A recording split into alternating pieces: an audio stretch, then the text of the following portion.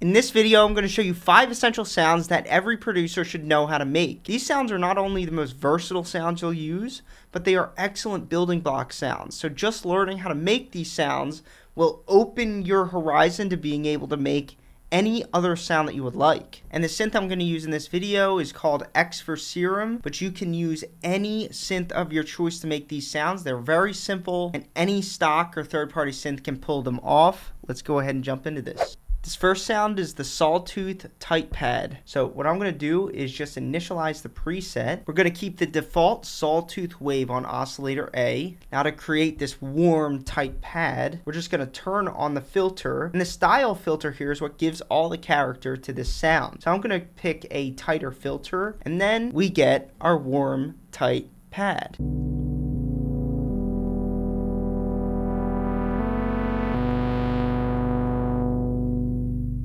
Isn't that beautiful? This sound has been dominating EDM for decades. Now what's cool about this sound is once you get here, you have all the direction in the world that you could go with it. You can add unison to it.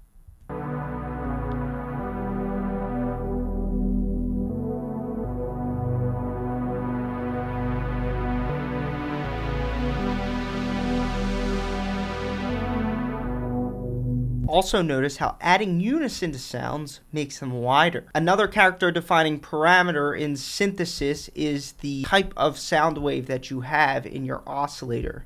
So in my oscillator, I have a saw wave, which is one of the most basic waves. But if we change this to, say, a sine wave, we could bring it up an octave so we could hear the prettiness of the soft sine wave.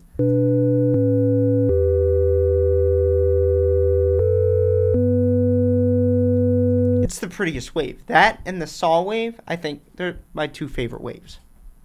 This next sound is a loose pad. This is a beautiful sound. It's very airy, very spacey. It's great for filling up space in any mix or for atmospheric sounds. That's when I like to use this type of sound. Let's go ahead and initialize the preset. And to build this sound, we're going to start it the same way that we started the tight pad. Turn on your filter, your low pass filter here. Make it tighter or however you want. I prefer tight filters. And then again, we get this sound.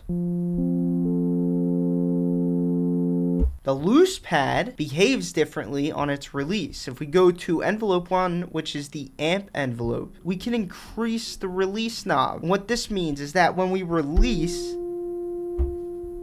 a key, the sound keeps going, as we just heard there. You can make it release as far as you want. This is what adds to the airiness of the sound. And what I like to do with loose pads is loosen the attack as well. So now we get a sway of a sound. Sway of a sound. I don't know where that...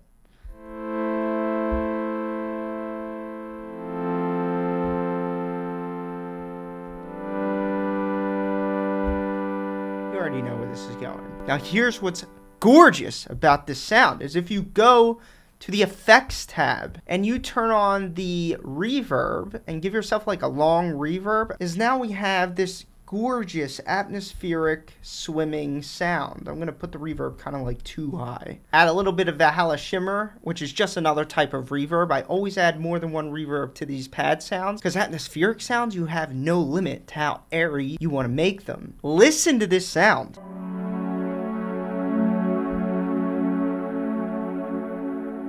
How many different possibilities do you have with a sound this gorgeous?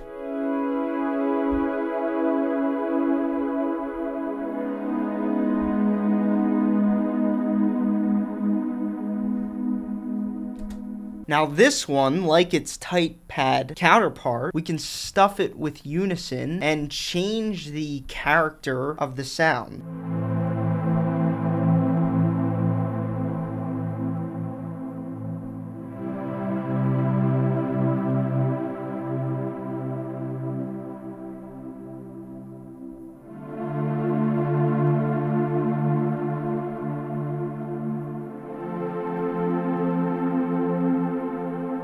And don't forget, try yourself some different waves.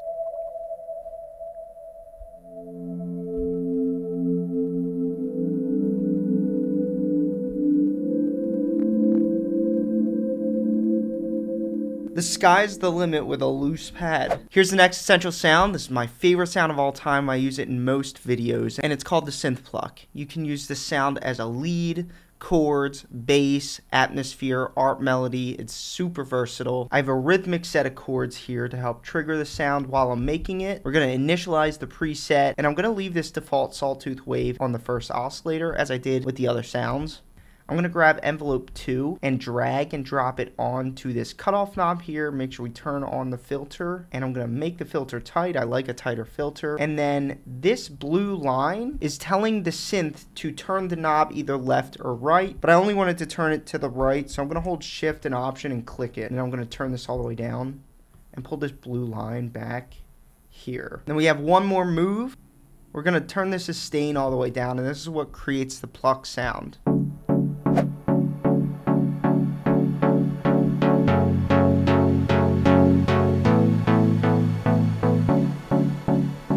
Isn't that beautiful? It reminds me of old deadmau5. Now this sound is cool because once you get here, you have a lot of options for how you define the character of the sound. You can stuff it with unison. Choose a different octave. And best of all, try different waveforms. I think the sine wave at a mid octave is just a vibe.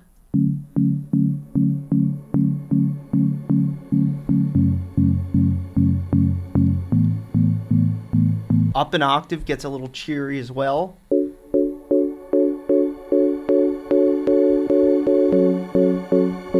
Now what's cool about the sound is you could really dress it up because it has a lot of dynamics and it's very versatile. So if we use chords like this that aren't rhythmic,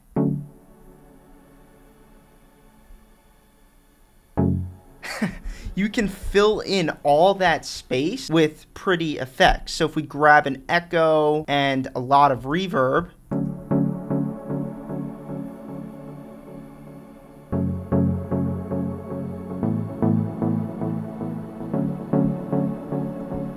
that's a whole song. Like that is an entire song. Like I could just sit here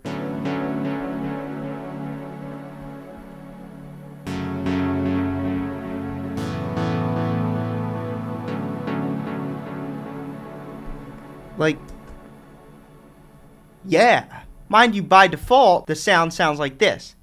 It's kind of dry, which doesn't matter. That will still work in a lot of situations, but I'm just saying, dress this sound up because you could do a lot with it. This next sound is the 808 bass drum. You have to know how to make an 808 bass drum. This sound has been around since the 80s. It was introduced with the Roland TR-808 drum machine, and to this day, it is the #1 used sound for bass in hip-hop and a lot of electronic music genres. So let's make an 808. 808s are simple. You can use any synth to make an 808. It's a very simple sound. We're going to use one oscillator, and since it's a bass sound, a sub-bass sound, we're going to use a sine wave. Sine waves have no sharp edges, and because of that, they generate a very narrow frequency band that's focused and very good for sub-bass. 808s are a decaying sound. So I'm going to turn the sustain off, and then we can control how long or how short our 808 decays for. And we're going to go to the effects, and this is where we make our 808 come to life. And we do that with distortion. The distortion defines the sound of your 808. For example, if we take a tube distortion, we just heat up below 300 hertz, and we crank this drive knob.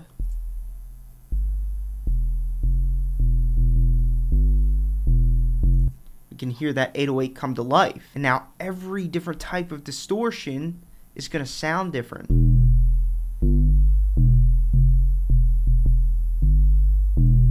Here's a tape. I like tape the most. And then here's some weird one that's unique to Serum called Sinefold. Now you can get very creative with distortion. So if I use a little bit of tube distortion, nothing's stopping me from going to my audio effects list and adding another distortion on top of this. Take your design seriously. This is where you can really get a unique sound that nobody else has. So I have a saturation plugin here called Thermal from Output.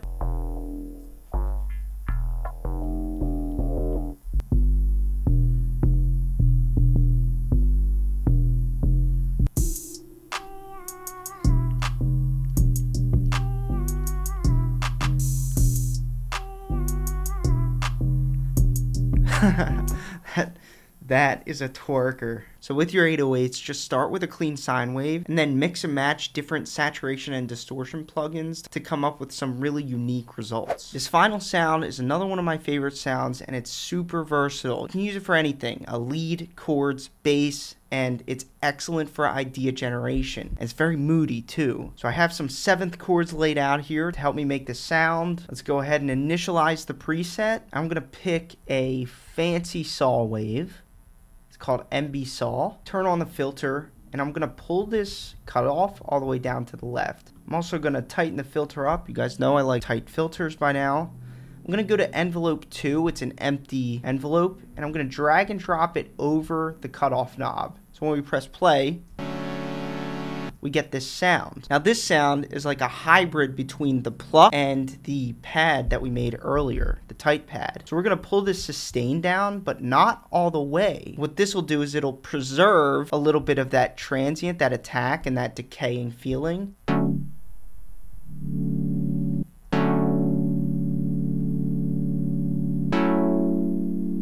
So now what's cool is it gives us room to add pretty effects like reverb and delay.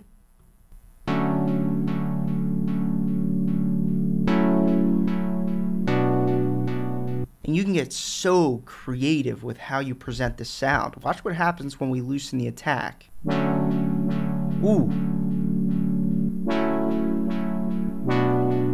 Tighten the decay.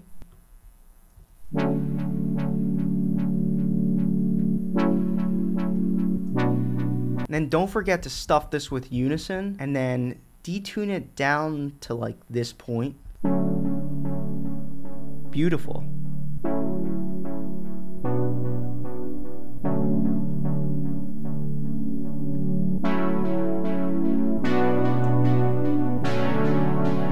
Isn't that gorgeous? Let's add some resonance.